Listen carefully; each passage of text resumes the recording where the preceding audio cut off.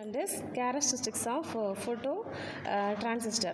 Photo transistor means it's a light activated device.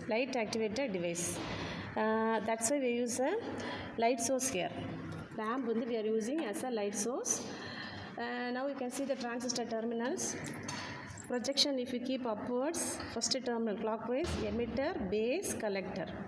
It's like a BJT, but this device is designed to act for photons, right? So emitter, base, collector like a BJT, but here the operation is depends upon the photons falls on the base terminal.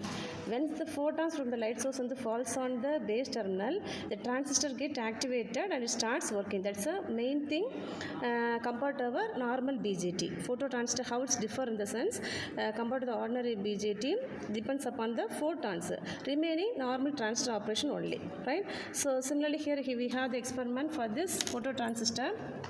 The RPS, voltmeter and ammeter. I will show you the circuit diagram. We have RPS in order to have various voltmeter and ammeter readings, right? So transistor like a BJT, here also will be having 3 terminals, base, emitter and collector.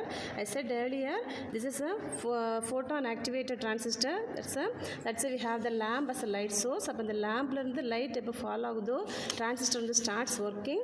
Transistor start working now, there will be a current flow, right? So by varying this RPS, we will be getting the corresponding voltmeter and ammeter reading when the transistor is working, right? So you can see the tabulation, different voltage at a different distance. The distance this is the distance measured from the light source, tip of the lamp to the base of the transistor. 15 centimeters from tip of the lamp to the base of the transistor, like that. And the distance base when we can measure the current, reading, right? Now we'll see in the experiment.